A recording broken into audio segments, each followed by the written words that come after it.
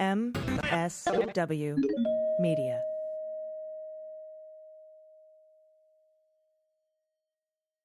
I'm Greg Oliar. 4 years ago, I stopped writing novels to report on the crimes of Donald Trump and his associates. In 2018, I wrote a best-selling book about it, Dirty Rubles.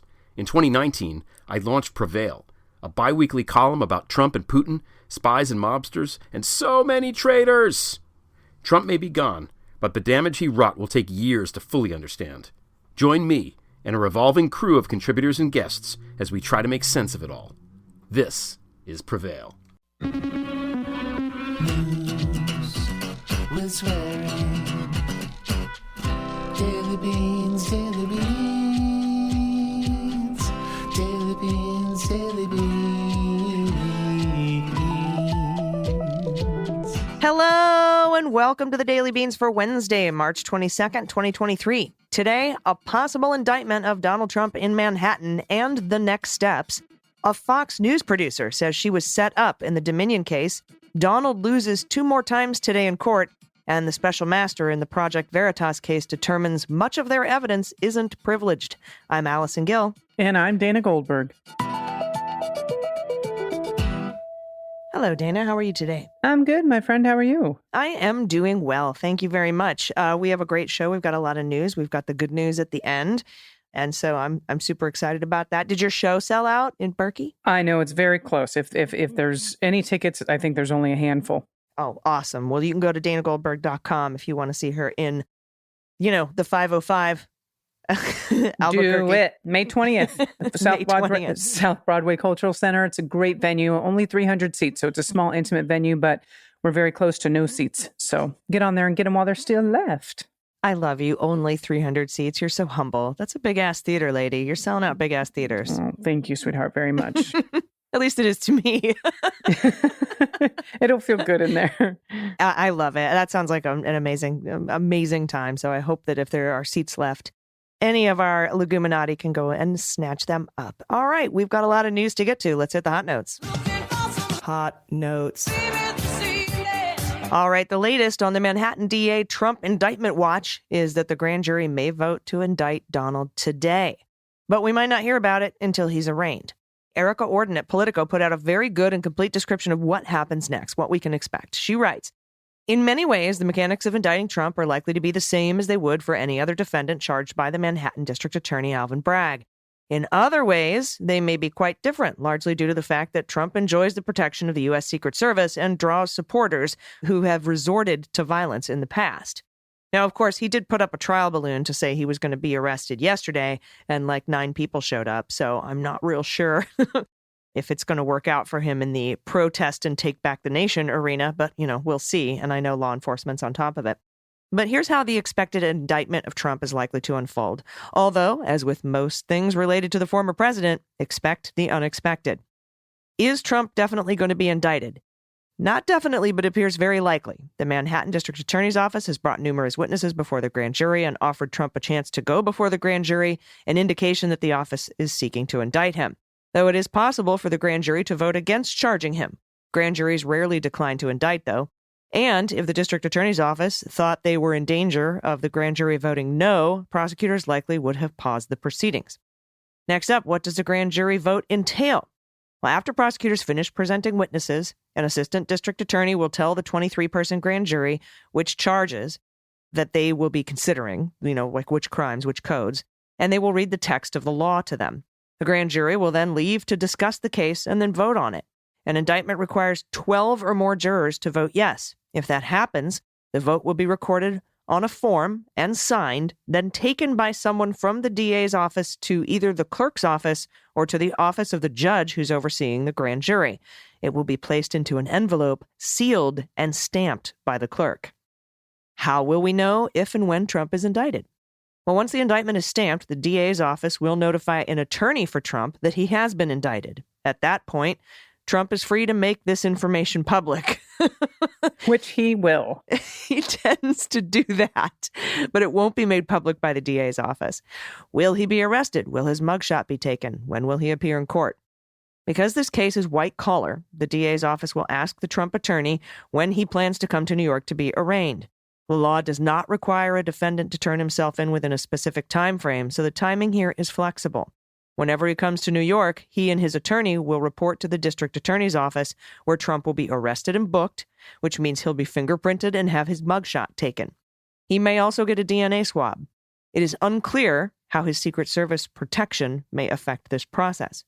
He will then be taken to the judge. This is the quote-unquote perp walk we've been seeing, like with Weisselberg, where the district attorney's office will ask for the indictment to be unsealed. It's possible that he'll be handcuffed when he is transported from the DA's office to court, which is a short walk away in the same building.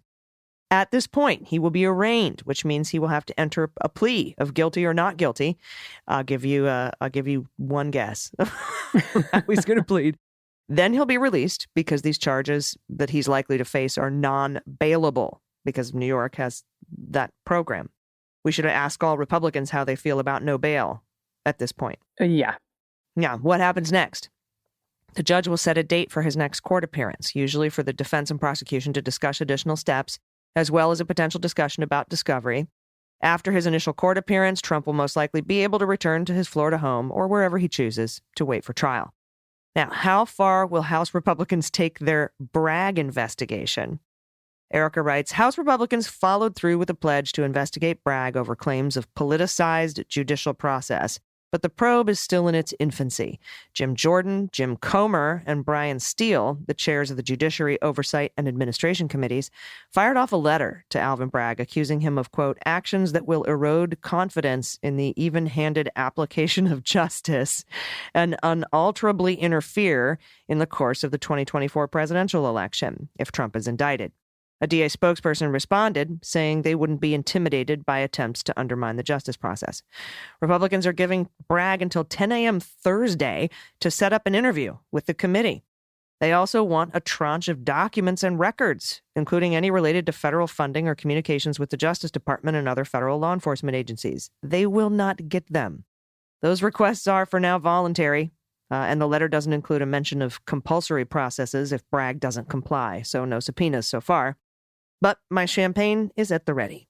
It should be. And if you think about this, every time the Republicans try and do this, they usually end up fucking themselves. So if they investigate Bragg, there's a good chance they may actually find some wrongdoing in why he dropped the charges against Trump in the other case, if they're actually going to investigate this guy. So I'd be shocked. It usually ends up biting him in the ass, though. And this is not the first bad news for Donald today. He's come up short twice in different cases. First, his effort to keep key evidence out of his civil rape trial next month was rejected by a federal judge Monday. Judge Lewis Kaplan in Manhattan ruled that key witnesses will be allowed to testify, and misogynistic remarks Trump made about women in 2005, when he apparently didn't realize he was being recorded, can be played for a jury that will hear quarter-century-old rape allegations made by a former magazine columnist. And what they're talking about in general here is that Access Hollywood tape, which I will get to shortly. A trial in the case filed by E. Jean Carroll, is scheduled to start April 25th. Carroll and Trump are expected to testify, both of them. In an order Monday, Kaplan ruled specifically that he would allow the Access Hollywood tape and testimony by two other women who say Trump attacked them sexually, to be included in next month's trial, repeating his rulings from the defamation case. He said there's no reason, and Mr. Trump has made no persuasive argument, for me to rule differently. He also said he will allow testimony from two individuals who worked at the department store at the time of the alleged rape to testify, even though Trump's lawyers objected, saying they hadn't been notified in a timely fashion of the testimony and hadn't had a chance to depose the witnesses. In another case, a judge declined Tuesday to remove the trial date from a civil lawsuit filed against Donald, his eldest children, and his company by New York Attorney General Tish James, alleging they duped banks and insurers by inflating the value of Trump's real estate portfolio. So this is the other case that he's in a lot of fucking trouble for. Well, his legal team sought to delay, but Judge Arthur Engeron said there was no need to postpone what he called a seemingly simple case of whether Trump's disclosures to his lenders and insurers, known as statements of financial condition, were accurate or not. Now, this is a quote. The issue is whether the statements were false, Engeron said, and closed with, this case is complex, but it's not complicated. Yep, the trial is scheduled to start October 2nd. Well, Trump's attorneys also sought the court's permission to take depositions from more than 30 witnesses, which the Attorney General's office called an excessive fishing expedition. The judge has already rejected several defenses, including that Engeron called the, quote, everyone was doing it defense. And this is another quote. You don't have to have an accounting degree, Engeron said. A triplex apartment is worth less money if it's 11,000 and not 30,000 square feet, referring to an allegation in the state's 214-page complaint that Trump overvalued his apartment in Trump Tower. Until he moved to Florida, Trump lived in an 11,000 square foot triplex. Well, from 2012 to 2016, Trump represented the size of the apartment to be 30,000 square feet and valued it as high as $327 million, according to the lawsuit. Dude, Guo Wang Wei's entire Fifth Avenue, Park Avenue floor was $68 million. Unbelievable. No apartment in New York has ever sold for that much.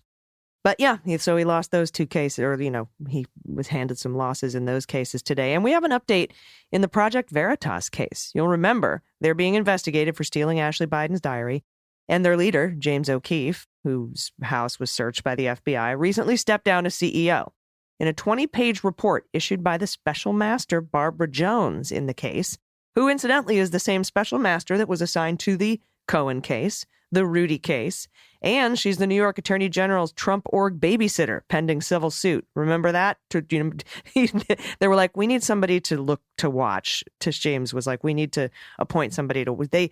He's hiding stuff by calling a new business the Trump Organization 2. Remember that? Yeah, well, I do. Of course I do. That's a good, real sneaky, pretty sneaky, sis. I'm sure they workshopped that for a while. Yeah, there was meetings. As explained in more detail below, I'm reading now from the report from Barbara Jones. As explained in more detail below, the first two steps in the process are complete, and we are now at the third step. I reviewed the documents for responsiveness, and the filter team reviewed the responsive documents for privilege. The filter team identified documents as potentially protected by the attorney-client privilege, and the remaining items were slated for release to the investigative team. Petitioners then reviewed the documents and raised their objections to me. For every document that was conceded by petitioners to be responsive to the search warrants, petitioners objected to their release on First Amendment and related grounds. Petitioners also objected to certain documents on responsiveness and attorney-client privilege grounds. I respectfully recommend the court adopt the below rulings with respect to these documents. She says, on November 4th and 6th, 2021, the FBI executed search warrants at the residences of 3 individuals affiliated with Project Veritas. On August 25th, 2022, Robert Kurlander and Amy Harris pled guilty to 1 count of conspiracy to commit interstate transportation of stolen property, the diary. I determined that 1,021 documents were responsive to the search warrants. I provided those determinations to the filter team, who then reviewed those documents for any applicable privileges. The filter team identified 17 documents as potentially protected by the attorney-client privilege. It did not find that any other privileges protected the documents. With respect to the documents that I identified as responsive, petitioners primarily object on the basis of the First Amendment, responsiveness, and attorney-client privilege. Based on the materials submitted to me, including the search warrant affidavits, the government's correspondence to me, and the guilty pleas of Harris and Kurlander, I find that the government has satisfied its burden of proving facts that show probable cause to believe that crimes or fraud have been committed. And with respect to the 14 documents that I evaluated for the crime-fraud exception, the government has, with respect to 10 of them, satisfied its burden of showing that the communications in issue were in furtherance of the crimes or fraud. As to the remaining documents, I found 2 are privileged or partially privileged, and 2 are not privileged because they are not for the purpose of obtaining or providing legal advice. So, I recommend you read the full filing for all the details, but it's not looking good for Project Veritas. It's only 17, and maybe parts of 4 more were thought to be privileged out of over 1,000. I love it. This is a good day for justice. And this is the last story in this section. This is from Confessor and Robertson at the Times. We've got a Fox News producer who has worked with the hosts Maria Bartiromo, as I do sometimes, and Tucker Carlson, filed lawsuits against the company in New York and Delaware on Monday. And what they did, they're accusing Fox lawyers of coercing her into giving misleading testimony into the continuing legal battle around the network's coverage of unfounded claims about election fraud. The producer, Abby Grossberg, said Fox News lawyers had tried to position her and Ms. Bartiromo to take the blame for Fox's repeated airing of conspiracy theories about Dominion voting system and its supposed role in manipulating the results of the 2020 presidential election.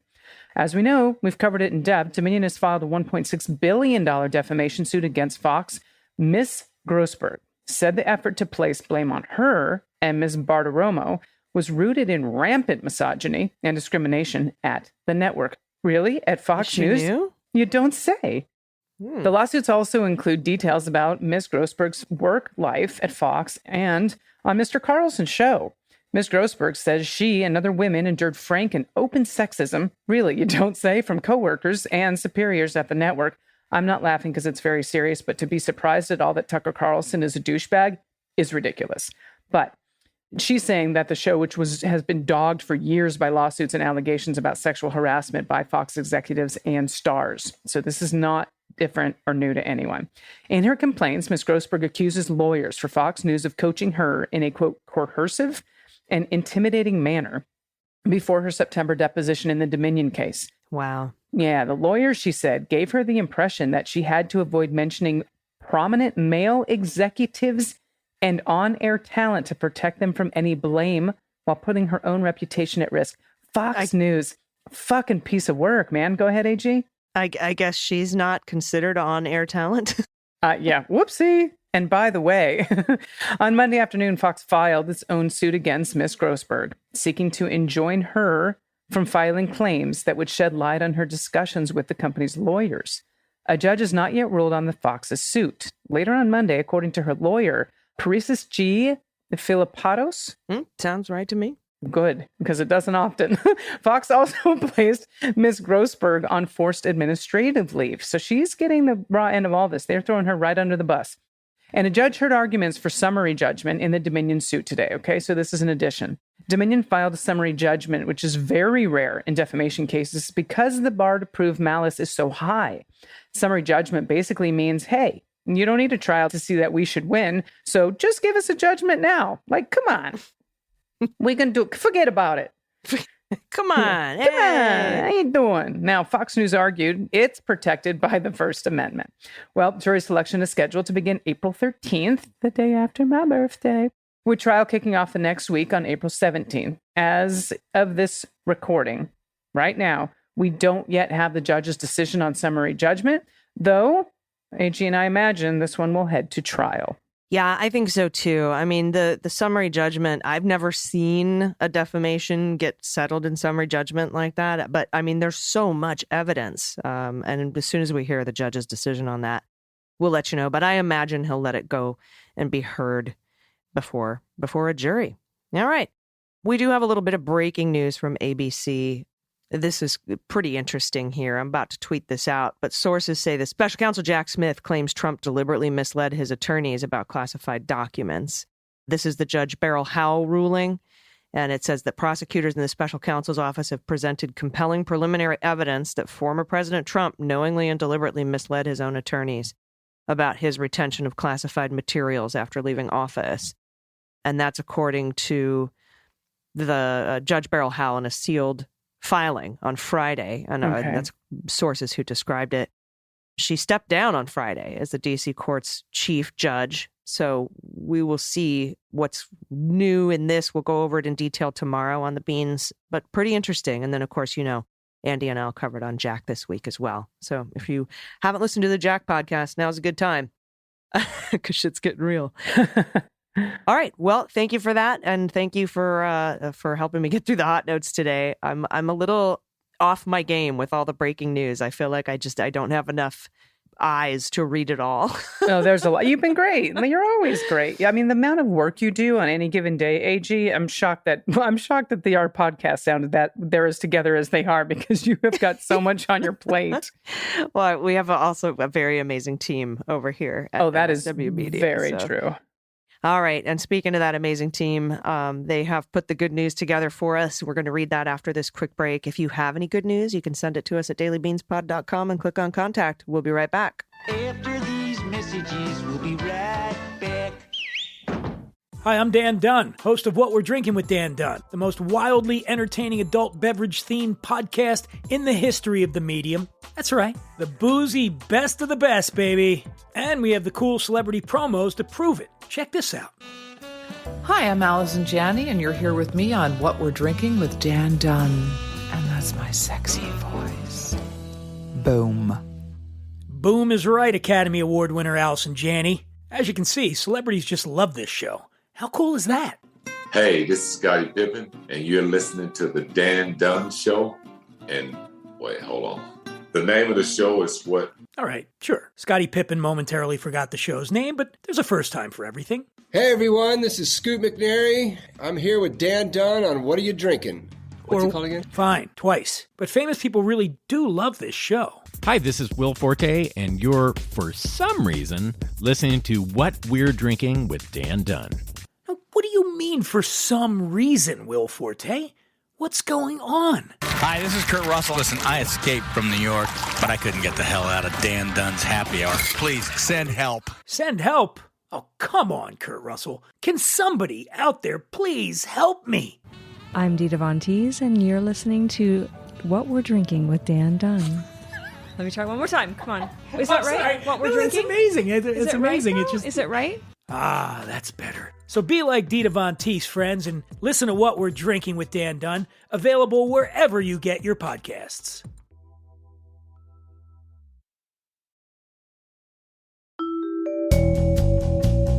So, Renato, do you still have your own podcast? Yeah, it's complicated. What's so complicated about a podcast? That's the name of the podcast, remember? Oh! Will you still be exploring topics that help us understand the week's news? You bet. But we'll have a new name because we're going to be working together to explore complicated issues that are dominating the news. Working together? Yeah, you're hosting it with me, remember? Oh, right. Wait, does that mean our podcast is going to have a steam mop segment? Let's not get carried away. But we'll discuss hot new legal topics, so check out our new episode coming soon to everywhere you get podcasts as well as YouTube.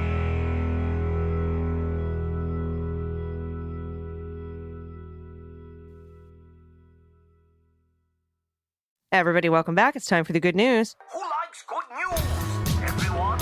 Then good news, everyone.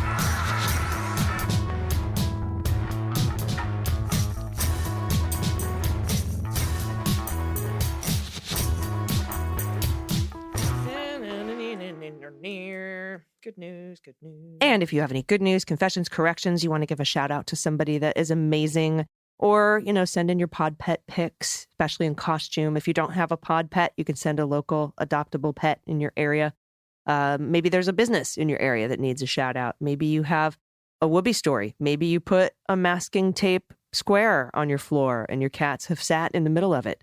Anything you want to send to us, send it to us at dailybeanspod.com and click on contact. All right, first up from Linda S., pronoun she and her. Hi, just a friendly correction for the pronunciation for Judge Janet in Wisconsin. Protasewicz. No, that's not right. Protasewicz. Protasewicz. And here's a video to help you out. I'm going for Judge Janet Protasewicz. Protasewicz.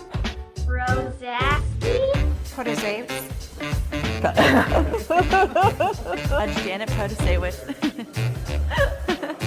Janet Protasewicz for Supreme Court. Protasewicz. I'm Judge Janet Protasewicz. Yeah. We're going to put a link in the show notes. It's a really cute video, too. Share it everywhere. And everybody in Wisconsin, get out and vote. All right. AG's kicking us off with that one. I'll take the next short one. We're going to go back and forth here quickly. This is from anonymous pronoun she and her. Hi, Beans Queens. When AG got finished with the overwhelming Hot Notes marathon on Monday, it made me think of this recent photo of my beloved rescue dog taking a very peculiar nap. Wishing you rest however you can find it. Oh my God, that is hilarious. Okay, so look at the bones on the floor. Oh my God, the dog's like, I'm exhausted. Here's a plant. That's called a face plant. That's hysterical. Oh man. So it's this German Shepherd on a couch with the head over the side in a potted plant with a pile of 1, 2, 3, 4, 5, 6, 7, 8, 9, 10, 11, 12, 13, 14 rawhide bones on the floor. Absolutely wonderful. What a sweetheart. Thank you for sending that in. Next up from Alice, pronoun she and her. Love you, ladies. Couple of confessions. I always hear TFG, not as the former guy, but in Jon Stewart's voice. That fucking guy. Fantasy letter to Marjorie Taylor Greene. Dear Miss Greene, As regards to your expressed interest in a national divorce, please be aware that the party abandoning the union forfeits all right to the name, land, anthem, flag, and financial support of the nation being abandoned. You may wish to end your association with the union, but you are not entitled to force other citizens to go with you. I suggest you approach President Putin of Russia. I understand the population there has recently dropped. Perhaps Putin would be willing to offer you citizenship in exchange for military service. They are quite short-handed, militarily speaking. I believe there's a lot of empty land available in Siberia. Perhaps he will offer you a gulag of your very own. Yeah, the gazpacho police can hang out there.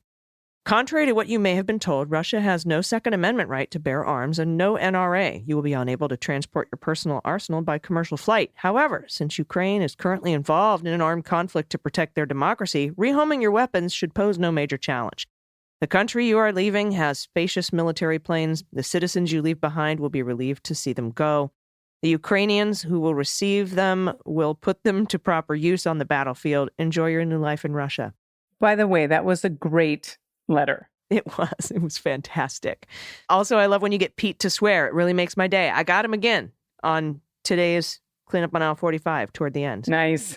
For pet tax, I give you the geese my sister loved. She was special needs, still 100 times smarter than the former guy, and carried a plastic lawn goose with her for years.